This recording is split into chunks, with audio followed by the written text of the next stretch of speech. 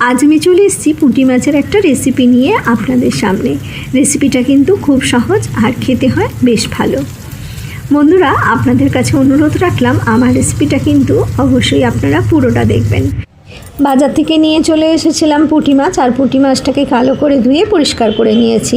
এখন আমরা কেউই এত মাছ কাটার ঝামেলায় যেতে চাই না, আর ছোটো মাছ হলে তো একদমই না। তাই বাজার থেকে আগেই কেটে নিয়ে আসছিলাম। বাড়িতে এসে শুধু ভালো করে ধুয়ে নিয়েছিলাম। ধুয়ে নিয়ে তারপরে এর মধ্যে দিয়ে দিচ্ছি নুন আর হলুদ। নুন হলুদ দিয়ে ভালো করে এটাকে মাখিয়ে নেবো। মাখিয়ে নিয়ে এটাকে 10 মিনিট আমি একটু ম্যারিনেট করে রেখে দেবো। যে কোনো মাছ যদি নুন হলুদ দিয়ে এভাবে একটু মাখিয়ে রেখে দেওয়া হয় তাহলে মাছ কিন্তু খেতে অনেক ভালো হয়। আর যদি সময় না থাকে তাহলে কিন্তু মাখিয়ে নিয়ে সাথে সাথেও রান্নাটা করতে পারেন। আমি একটা প্যান নিয়ে নিয়েছিলাম। প্যানের মধ্যে আমি এখানে সর্ষের তেল নিয়েছি। সর্ষের তেলটাকে খুব ভালো করে গরম করে নিতে হবে। মাছ ভাজার সময় তেল কিন্তু অবশ্যই খুব ভালো করে গরম করে নিতে হবে। এবার আমি গ্যাসের ফ্লেমটা একটু মিডিয়ামে রেখে একটা একটা করে পুঁটি মাছ আমি তেলের মধ্যে দিয়ে দিচ্ছি। দিয়ে কিন্তু গ্যাসের ফ্লেমটা একটুখানি বাড়িয়ে দেবো যাতে মাছটা ভালোভাবে ভাজা হয়ে যায়। দেখুন, মাছটা আমার একটা পিঠ ভাজা হয়ে গেছে। আমি উল্টে দেবো যাতে অপর পিঠটাও একটু লাল করে ভাজা হয়ে যায়।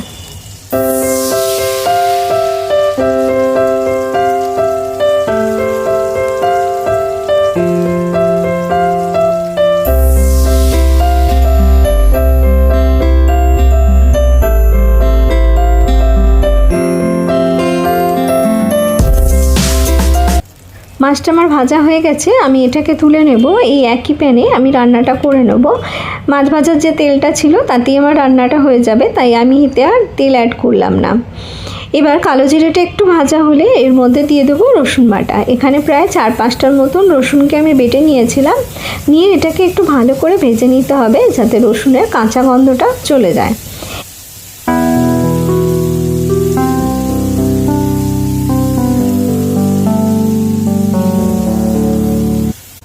রসুনটা ভাজা হয়ে গেছে। এবার এর মধ্যে আমি দিয়ে দিলাম পেঁয়াজ কুচি।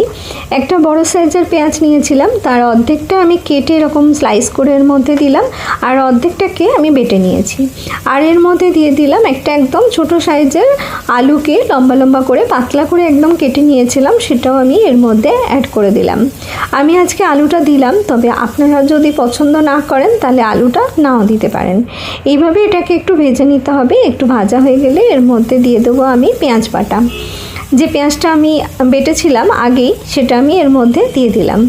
দিয়ে গ্যাসের ফ্লেমটা মিডিয়ামে রেখে এটাকে একটু নাড়াচাড়া করে নিতে হবে। এর মধ্যে আমি দিয়ে দেবো শুকনো উপকরণ। প্রথমেই দিয়ে দেবো আমি এখানে লঙ্কা গুঁড়ো। আমি এখানে কাশ্মীরি লঙ্কা গুঁড়ো দিলাম। আর দেবো এতে হলুদ গুঁড়ো। আর দেবো এখানে 1/2 চামচ আমি জিরে গুঁড়ো। এটা দিয়ে আমি ভালো করে একটু মিশিয়ে নেব। আর এর মধ্যে দিয়ে দিলাম পরিমাণ মতন নুন। গ্যাসের ফ্লেমটা কিন্তু মিডিয়ামে রেখে দেবেন। আপনারা চাইলে যদি বেশি একটু ঝাল খেতে চান তাহলে এখানে কিন্তু অবশ্যই লঙ্কা গুঁড়ো মিশিয়ে নেবেন। এবার গ্যাসের ফ্লেমটা মিডিয়ামে রেখে মশলাটাকে ভালো করে কষাতে হবে। আর মশলাটা যাতে পুড়ে না যায় তার জন্য অবশ্যই এতে দিয়ে দেবেন অল্প করে একটু জল। জলটা দিয়ে দিলে মশলাটার পোড়ার ভয় থাকবে না। এইভাবে জলটা দিয়ে গ্যাসের ফ্লেমটা মিডিয়ামে রেখে মশলাটাকে কিন্তু খুব ভালো করে কষিয়ে নিতে হবে।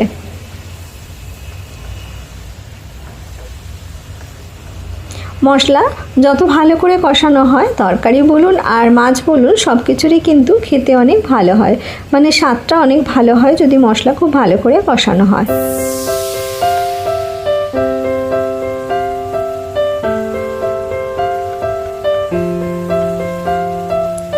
বন্ধুরা, যারা আমার চ্যানেলটা নতুন ভিজিট করছো তাদের বলবো আমার চ্যানেলটা সাবস্ক্রাইব করে নিও। আর পুরনো বন্ধুরা সবসময় যারা আমার পাশে আছো তাদের জন্য রইল অনেক অনেক ভালোবাসা।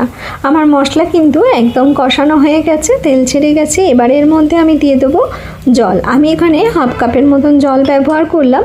আমি আজকে রান্নাটা একটু শুকনো শুকনো করব, মানে গ্রেভি কম রাখবো, তার জন্য আমি এখানে 1/2 কাপ জল ব্যবহার করলাম।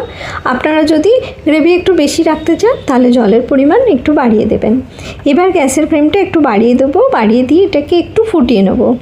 একটু ফুটে গেলে এটাকে আমি আবার গ্যাসের ফ্লেমটা লোতে করে এটাকে ঢাকা দিয়ে রান্না করে নেব 5 মিনিট, যাতে আলুটা একটুখানি সেদ্ধ হয়ে যায়। সেই জন্যই আমি এটাকে আগে ঢাকা দিয়ে 5 মিনিট রান্না করে নিচ্ছি। এর মাঝে দিয়ে দিলাম 2টো চেরা কাঁচা লঙ্কা, দিয়ে এটাকে ঢাকা দিয়ে দিলাম। 5 মিনিট পরে আমি ঢাকা খুলে নিয়েছি। এবার আমি এর মধ্যে দিয়ে দেবো ভেজে রাখা মাছগুলো। মাছটা দেওয়া হয়ে গেলে গ্যাসের ফ্লেমটা আবার লোতে রেখেই আমি এটাকে ঢাকা দিয়ে রান্না করে নেব 4 থেকে 5 মিনিট। বেশিক্ষণ রান্না করার দরকার নেই। এটাকে একটু নাড়াচাড়া করে দিলাম, দিয়ে এটাকে আমি ঢাকা দিয়ে রান্না করে দেবো 4 থেকে 5 মিনিট। বন্ধুরা, আশা করি আমার এই রেসিপিটা আপনাদের ভালো লাগছে। আর যদি ভালো লাগে তাহলে কিন্তু অবশ্যই আমাকে কমেন্ট করবেন।